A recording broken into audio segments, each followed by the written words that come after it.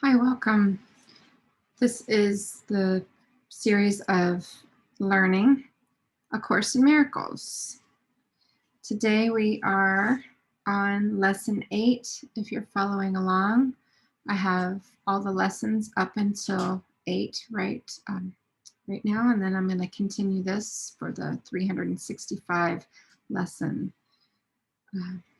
class, basically, that I'm doing here for myself and sharing it with you. So welcome.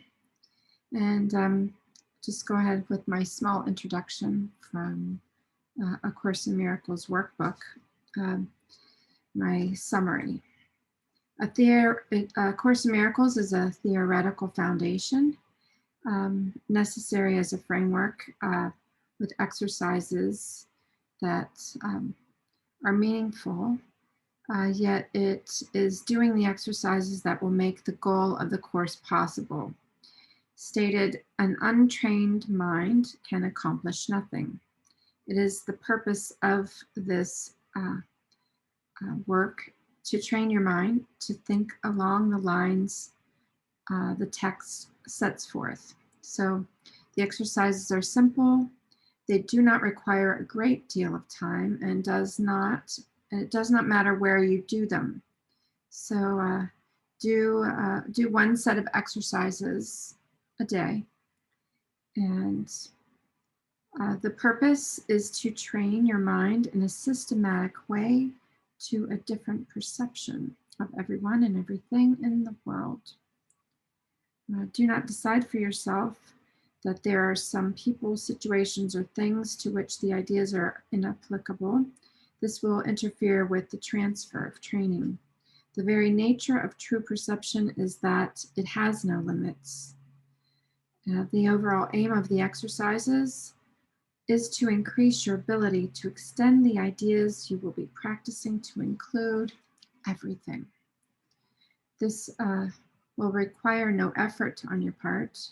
The exercises themselves meet the conditions necessary for this kind of transfer.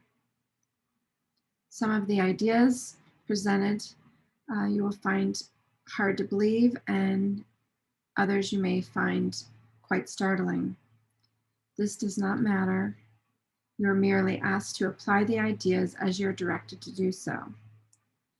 You are not asked to judge them at all, and whatever your reactions are to the ideas may be, use them. Nothing more than that is required. So lesson 8, quote, "My mind is preoccupied with past thoughts." This idea is, of course, the reason why you see only the past. No one really sees anything. He sees only his thoughts projected outward. The mind's preoccupation with the past is the cause of the misconception about time from which your seeing suffers. Your mind cannot grasp the present, which is the only time there is. It therefore cannot understand time and cannot, in fact, understand anything. The one wholly true thought one can hold about the past is that it is not here. To think about it at all is therefore to think about illusions. Very few have realized what is actually entailed in picturing the past or in anticipating the future. The mind is actually blank when it does this because it is not really thinking about anything. The purpose of the exercise today is to begin to train your mind to recognize when it is not really thinking at all. While thoughtless ideas preoccupy your mind, the truth is blocked. Recognizing that your mind has been merely blank rather than believing it is filled with real ideas is the first step to opening the way to vision. The exercises for today should be done with eyes closed. This is because you actually cannot see anything, and it is easier to recognize that no matter how vividly you may picture a thought, You are not seeing anything.